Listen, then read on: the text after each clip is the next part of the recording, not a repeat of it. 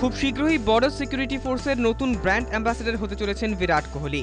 এর আগে কপিল দেব, সচিন তেন্ডুলকর, মহেন্দ্র সিং ধোনিরাও নৌসেনা, বিমান বাহিনী কিংবা আর্মির সাম্মানিক পদ অলঙ্কৃত করেছেন, ব্র্যান্ড অ্যাম্বাসেডরও হয়েছেন। এবার ভারতীয় দলের সহ অধিনায়ক পাচ্ছেন সেই বিরল সম্মান। বিএসএফ এর প্রধান সুভাষ যোশী জানিয়েছেন, আগামী সপ্তাহে দিল্লিতে একটি আড়ম্বরপূর্ণ অনুষ্ঠানে কোহলিকে এই সম্মান জানানো হবে।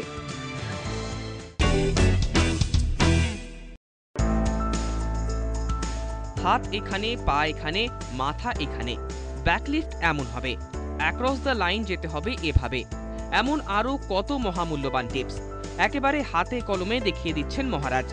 বাংলার ক্রিকেটাররা সৌভাগ্যবান, শুক্রবার সকালে এভাবেই পেলেন দাদাকে। আসলে বাংলাকে সাফল্যের আলোয় আনতে এবার উঠে পড়ে লেগেছেন সৌরভ গঙ্গোপাধ্যায়। বারবার মিটিংয়ে দিয়েছেন বিভিন্ন পরামর্শ। এবার সরাসরি চলে এলেন বাংলার অনুশীলনে। সারাক্ষণ নেটের সামনে দাঁড়িয়ে নিজের অভিজ্ঞতা উজাড় করে দিলেন। তবে না, নিজেকে কোচের ভূমিকায় দেখছেন না। বাংলার দুর্দিনে তার যা করার তাই করছেন। কোচের কিচ্ছু ভূমিকা না, আমি ট্রেনিং করতে এসেছি, আমাকে দুটো কথা জিজ্ঞেস করেছে, আমি বলেছি হ্যাঁ, যখন রেসপন্সিবিলিটি দেওয়া হয়েছে দেখা যাক না, ওদের খেলতে হবে, আমি তো আর খেলবো না। I can only say ultimately they will play.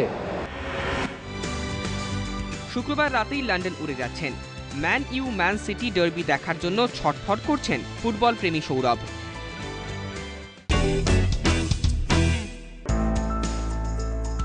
বয়স বাড়ানোর দায়ে ক্রিকেট কমিটির বৈঠকে হাজির না হওয়ার জন্য এবার কঠোর শাস্তির মুখে পড়তে চলেছে অভিযুক্ত ক্লাবগুলি। শুক্রবার দ্বিতীয় দফার শুনানি ছিল সিএবিতে। প্রথমবারের মতো এদিনও হাজির ছিল না আড়িয়াদহের পিজি ঘোষ কোচিং সেন্টার এবং ক্যালকাটা ক্রিকেট একাডেমির অভিযুক্ত ক্রিকেটার এবং ক্লাবের প্রতিনিধিরা। ফলে এই দুই ক্লাব এবং ক্রিকেটারদের বিরুদ্ধে 5 বছরের নির্বাসনের সিদ্ধান্ত নিতে চলেছে সিএবির ক্রিকেট কমিটি। অক্টোবরের প্রথম সপ্তাহের বৈঠকেই জানানো হবে শাস্তির এই সিদ্ধান্ত।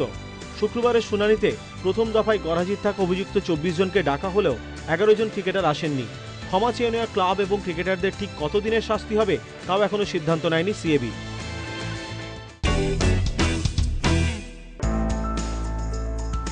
উনিশশো সালে বিসিসিআই এর সচিবের দায়িত্ব হাতে নেন লেলে। তিনি বোর্ডের সচিব থাকাকালীনই প্রকাশ্যে আসে ম্যাচ গড়াপেটার কলঙ্ক। স্পষ্ট বক্তা হিসেবে পরিচিত ছিলেন জয়বন্ত লেলে। তার মৃত্যুতে শোকাহত ভারতীয় ক্রিকেট মহল।